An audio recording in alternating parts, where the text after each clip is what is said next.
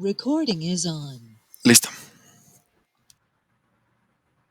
Hola, buenas tardes. El día de hoy en el Journal Club va a presentar Juan Manuel Romero Rojas con un artículo de su interés. Adelante, Juan Manuel. Hola, buenas tardes a todos. Bueno, el siguiente artículo se titula Natural History and Information Overload, the Case of Linnaeus. Como su nombre lo dice, trata como una introducción a lo que fue el desarrollo de la historia natural en un enfoque a lo que es la sobrecarga de información. Este artículo se divide en tres partes, en la forma en que los autores nos muestran el desarrollo. En la primera parte nos muestran más que nada como que la biografía de Carlos Linneo. Carlos Linneo nació en Suecia en 1707 y falleció en 1778. Fue un científico naturalista, botánico y zoólogo. Se le considera el fundador de la moderna taxonomía y se le reconoce como uno de los padres de la ecología. Linneo realizó una gran parte de sus estudios superiores en la Universidad de Uppsala y hacia 1730 empezó a dar conferencias de botánica. También nos dan la introducción de lo que es la definición de sobrecarga de información. A esta se da énfasis a que se presenta cuando se enfrenta cuando uno tiene más información de la que es capaz de procesar y a consecuencia de ello o bien se posponen las decisiones que se deben de tomar o bien se toman decisiones equivocadas de acuerdo a la información. Nos hacen mucha énfasis en el artículo respecto a la vida de Linneo. Él empezó adquiriendo, adquiriendo conocimiento, los estudios de grandes bibliotecas. Entonces, en sus primeros años de estudio, él manejó demasiada información de cosas que ya estaban escritas y tenía que procesarla. Eso es en sus primeros años de vida. También se da mención a que a lo largo de su vida, cuando tuvo a sus discípulos se encargaban a lo largo de la tierra a recolectar información sobre sobre las especies de plantas que se encontraban. Respecto a eso, más adelante les voy a hablar, o sea, más como que en específico.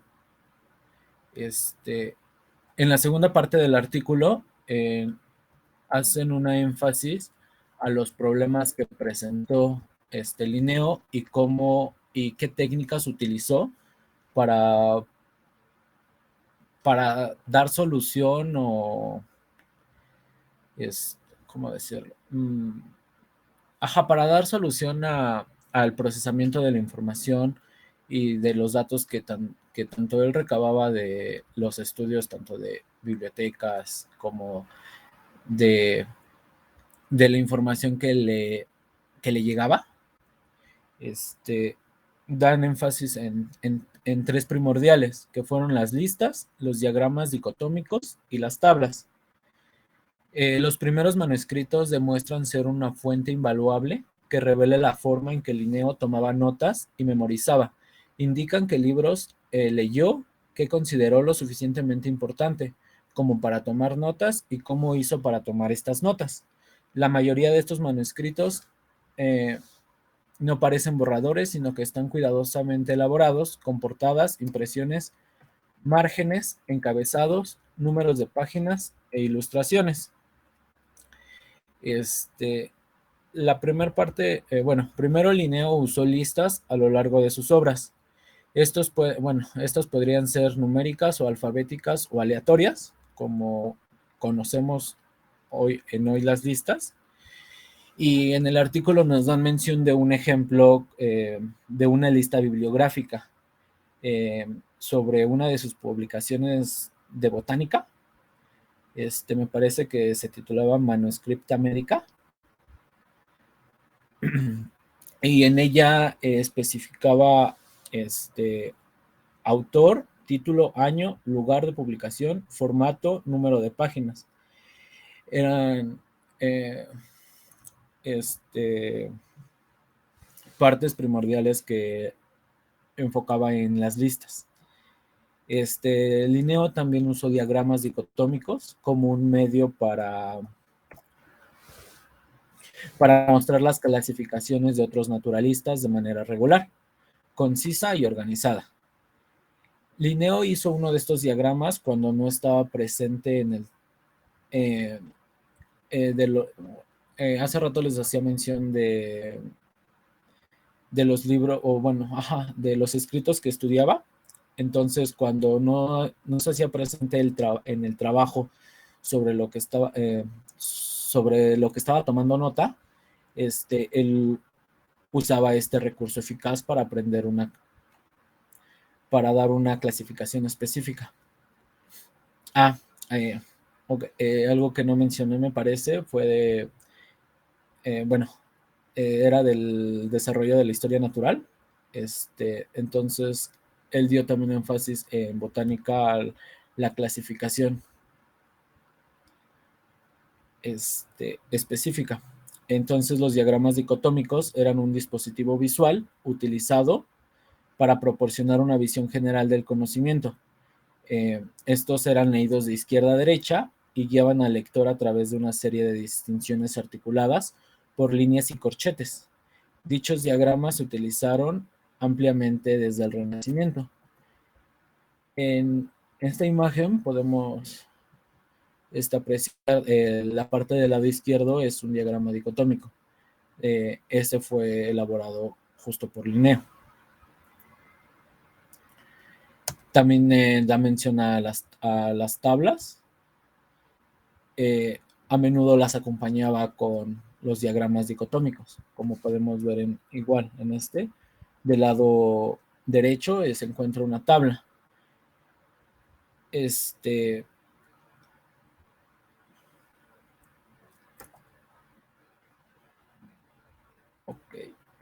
Los primeros cuadernos indican que Linneo estaba acumulando y procesando información, convirtiéndola en arreglos bidimensionales de palabras, listas, diagramas y o tablas que usaban el espacio del papel de manera exhaustiva y conveniente. Una parte de, Dan menciona que estas tres técnicas, aunque le funcionaban, tenían cierta desventaja. Son técnicamente finitas. Entonces, después de, se llenaba, él trataba de, ahora sí que de reducir todo, ocupaba la mayor parte del papel.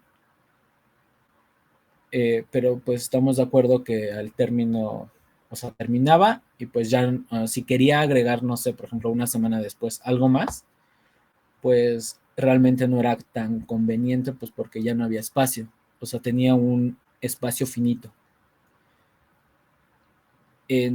Entonces de ahí se le ocurrieron otras técnicas para que ese espacio finito se convirtiera en un espacio infinito para poder plasmar más datos.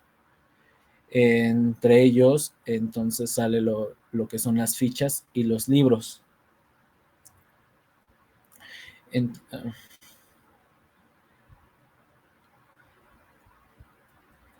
En las fichas, Linneo comenzó a usar una tecnología de papel que fue diseñada específicamente para permanecer suelta y ampliable, pero que siempre podía colocarse en un orden lineal.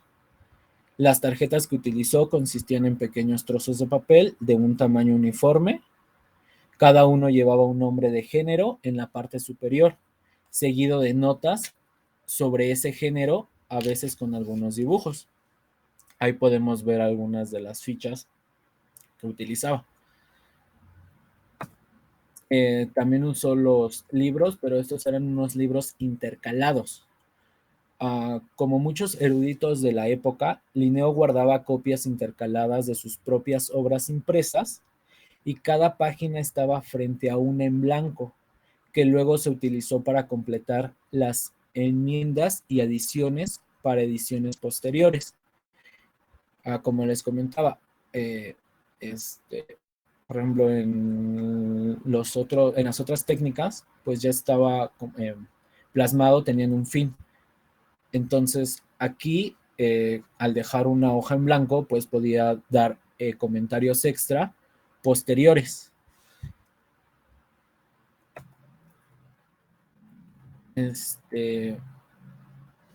Y en tercer lugar, el artículo da otra énfasis, o sea, después de las técnicas, a lo que usó como clasificación de información. En este caso, el género juega un papel curioso en las tecnologías del papel que Linneo desarrolló a lo largo de su carrera, ya sea en listas, diagramas y tablas contenidas en sus primeros cuadernos. Funcionaba como una especie de índice o etiquetado.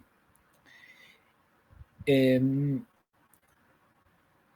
nombre del género se usó tanto para colapsar información en una palabra como para expandir información en enumeraciones y descripciones detalladas. Linneo tenía la creencia de que los géneros eran entidades reales, en el sentido de que son entidades que pueden explorarse por derecho propio. Y el artículo trabaja un ejemplo en particular que hizo Linneo, que fue con las moras, bueno, la planta de moras, Morus, y la úrtica.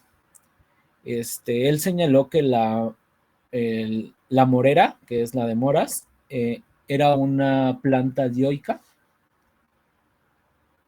y esto llegó a clasificarla a una clase dioecia y de orden tetrandria. Sin embargo, al mismo tiempo, Linneo asoció estrechamente al morus con úrtica, dado que estas dos plantas compartían el mismo número de estambres y pistilos.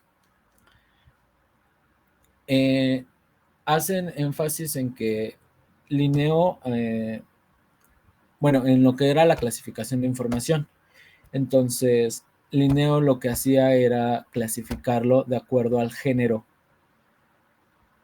de la planta en la parte sexual.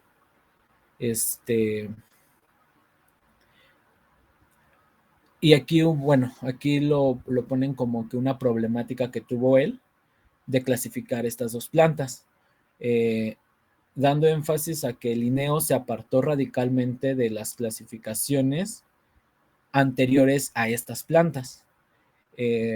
Un autor que se llama Thornford, él había colocado estas plantas en distintas clases. Por ejemplo, a Morus pues la clasificó en lo que eran árboles frutales, mientras que a la úrtica fue clasificada en hierbas y arbustos de flores. También dan mención a crítica que le dieron de acuerdo a esta clasificación. Hay una cita que dice que, se las voy a leer. Dice: despreciando la sabia preocupación del señor Thornford de no empujar a la naturaleza hasta el punto de confundir en aras de su sistema los más diversos objetos, como árboles y hierbas. Es decir, Linneo reunió en la misma clase la morera y la órtiga, el tulipán y el agracejo, el olmo y la zanahoria, la rosa y la fresa, el roble y la sanguinaria. Le hacen una crítica de que según es una mala clasificación de Morus con la úrtica, dado que no tenía relación alguna. O sea, le dan como que una burla de, no sé, podríamos decir, clasificar una flor ornamental con una fruta. Entonces, y dan mucho énfasis en eso. Pero también dan una aclaración a que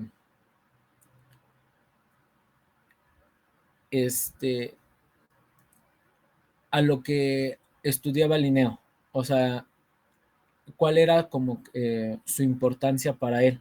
Aparte de la parte del conocimiento, lo que a él le preocupaba era un marco más que nada económico. En, en Suecia se exportaba la seda. Entonces él decía que era un desperdicio el gasto que se hacía de importar, o sea, que no se cubría lo que se exportaba con la importación. Era parte de lo que a él le preocupaba. Entonces lo que él buscaba en ese entonces era justamente crear los gusanos, ahí no recuerdo ahorita el nombre, que eran los que producían la seda, y justamente estos se desarrollaban en lo que era el árbol, el arbusto de moras. Entonces lo que él buscaba era la relación de algo que se fuera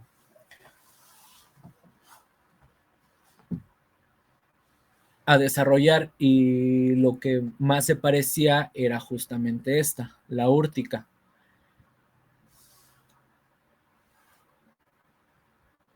Entonces ahora sí que su enfoque para clasificarla era muy distinta ahora sí que al de otros eruditos. Con esto se pueden concluir dos cosas, enfatizando en lo que era el caso de la úrtica y las moras. Linneo decidió mantenerlos juntos, permitiéndolos no solo descubrir la morfología de sus flores, sino también para embarcarse en proyectos de investigación exploratoria, en el curso de los cuales se recopiló información sobre su distribución geográfica, relaciones ecológicas y usos económicos y médicos.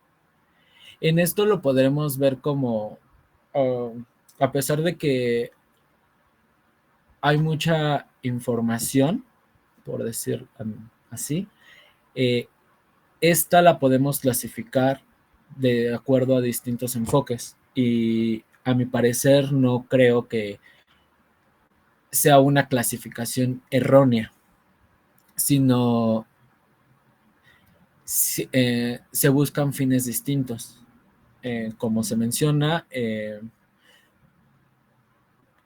a pesar de que, bueno, su estudio fracasó por la clasificación, esto en sí no fue al final todo perdido, porque se dio énfasis al estudio en otra dirección. Por ejemplo, al estudio de la relación en medicina, de la relación ecológica, de la relación de la ubicación geográfica, de las plantas. Entonces, sí de solo darle un enfoque, de dar como que un registro a todas las plantas que existían, se dio ya un enfoques más particulares. Por otro lado, también la elección de las tecnologías del papel por parte de Linneo se deriva de su trabajo diario con un gran volumen de muestras y documentación. Las herramientas que creó siguieron evolucionando y tomando forma. Nos muestra aquí, bueno, como conclusión, Linneo a través de sus estudios, de sus recolecciones de muestras y todos los documentos que fue desarrollando, y de toda la información que fue adquiriendo, tanto de conocimiento como de estudios, él la plasmaba. Entonces, para ese entonces, eh, para esa época en la que hablamos, pues me parece que fue una gran invención del uso de esas técnicas, este, y que fue modificándolas de acuerdo a las circunstancias que se le presentaban. Al principio el uso de técnicas finitas le sirvió, pero después cuando tenía que hacer una segunda edición o para una misma planta añadirle más información, pues ya tuvo que desarrollar una técnica que le sirviera para añadir más información. Hoy en día podemos decir que quizás ese problema no lo presentemos, porque gracias a la parte digital, internet y todo eso, por ejemplo, nosotros ahorita en el laboratorio hemos trabajado, por ejemplo, relacionar información. Por ejemplo, en lo que veíamos por ejemplo, en Color Charts, pues esa la podemos relacionar directamente con los colores, pero quizás ese mismo artículo nos va a hablar sobre animales, nos va a hablar sobre plantas. Entonces, con lo digital y el internet nos ayuda a darle más relación. Se vuelve una red, pero ya no presentamos nosotros el problema de que sea finita la información y no podamos añadir más.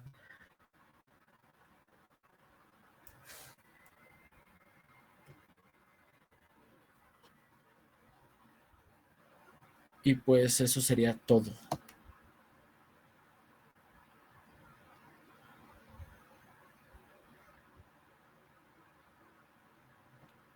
Muchas gracias, Juan Manuel. No sé si tus compañeros tengan algún comentario. Yo, Laila. Sí, yo recuerdo que antes del Linneo, ¿te acuerdas que había pues, un desastre para la clasificar, bueno, los naturalistas? Tenían como ese problema, ¿no? Para clasificar a las especies. Entonces, a partir del Linneo, en donde hace esta división de reinos, ¿no? Él decía que los animales y el reino vegetal. Y también, ya como menciona Juan, cómo se establecen esas categorías, ¿no? De orden, género, especie, y cómo va evolucionando. Por ahí veo que hacía cladogramas, ¿no? No sé, ahí en uno de sus libros, y es bastante interesante, ¿no? Cómo ya se empezaba a clasificar este tipo de especies. Entonces resulta muy, muy interesante cómo a partir de él, pues empieza a hacer ese tipo de clasificación. Incluso él hizo varios libros, ¿no? En donde, por ejemplo, el sistema natural, recuerdo mucho, en donde él explicaba esa forma de clasificar, ¿no? En específico, pues estas plantas y estos animales. Pues está muy interesante, muchas felicidades, Juan, y pues nada más era un comentario. Gracias. ¿Alguien más?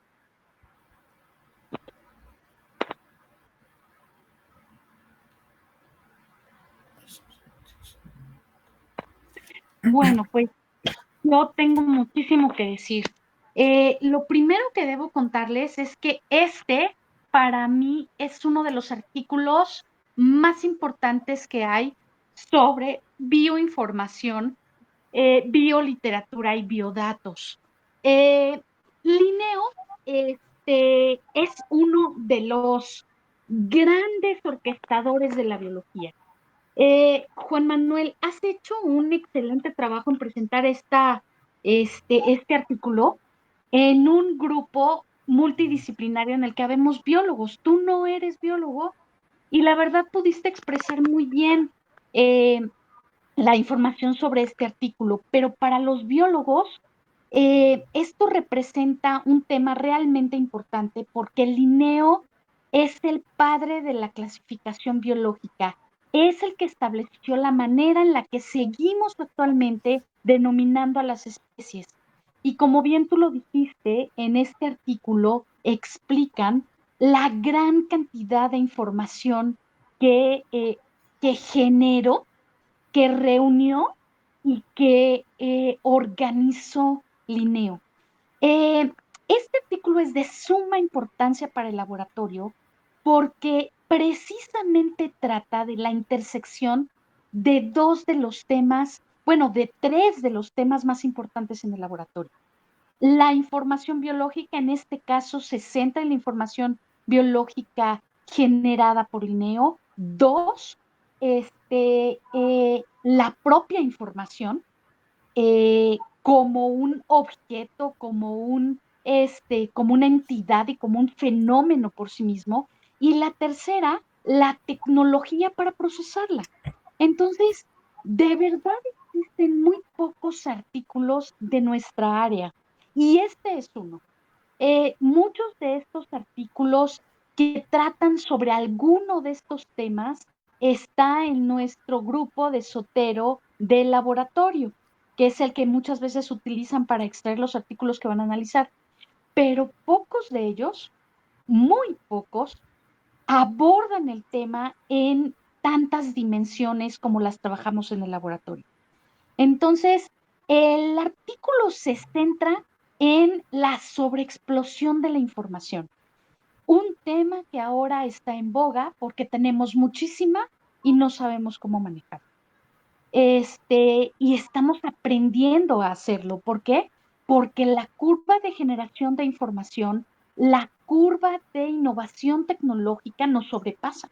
Y bueno, eso es maravilloso porque nos hace tener mucho trabajo y nos permite tener una razón de ser a los que estudiamos todo esto, porque pues tenemos mucho que hacer. Entonces, el argumento principal de este artículo es, número uno, la sobreinformación siempre ha existido. No somos los únicos que nos estamos exponiendo a ella. Linneo se expuso a ella. En la época en la que aparecieron los libros, hubo sobreinformación y en varias etapas de la historia. Y en todos los casos, los involucrados han optado por generar nuevas estrategias y nuevas herramientas para enfrentarse a esa información. Es decir, esto no es novedoso. Y el artículo explica de una manera hermosa cómo es que Linneo organizó su información, cómo se enfrentó a ella y cómo logró sistematizar esa inmensidad de miles de datos sobre especies.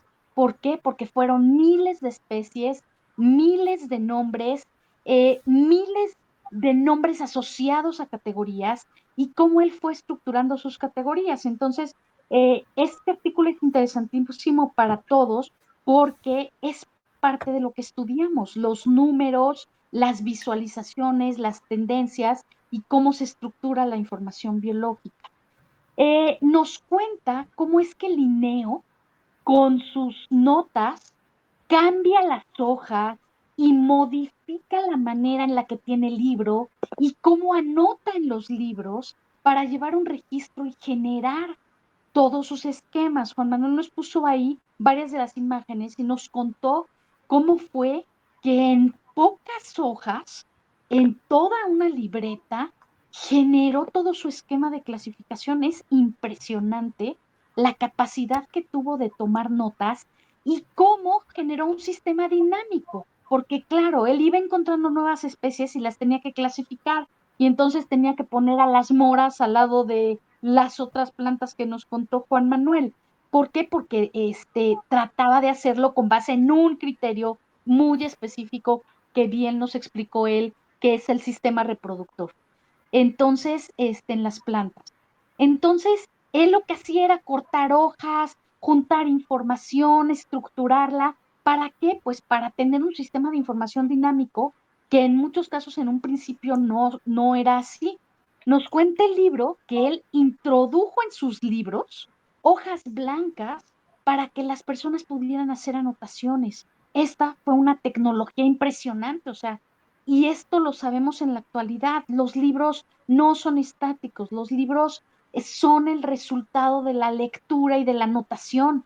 Por eso es tan importante ahora para nosotros utilizar las herramientas electrónicas para interactuar con los textos. Por eso yo en Twitter les agregué la nota que hice sobre este artículo, porque Linneo agregaba notas en blanco. Bueno, pues yo puedo, hojas en blanco. Bueno, pues yo puedo agregar las ligas a mis notas en hipótesis. Y esto es importantísimo porque así se va enriqueciendo la lectura y él lo hacía.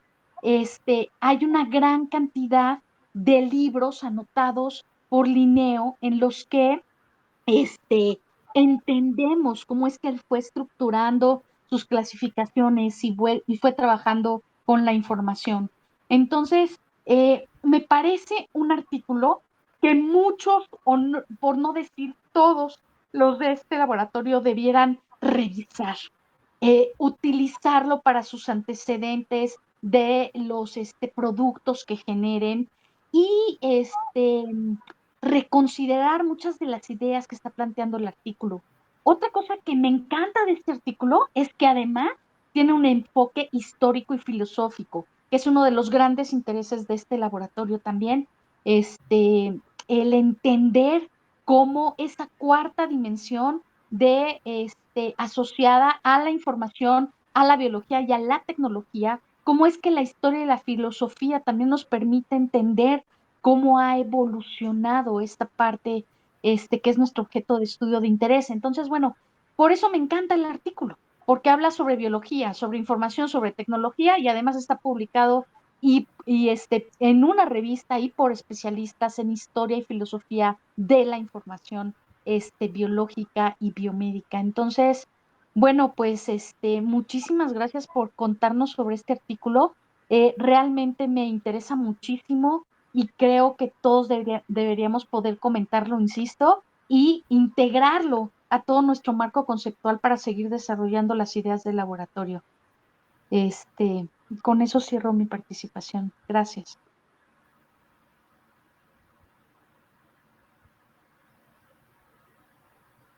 No sé si alguien más tenga comentarios o ideas que compartir.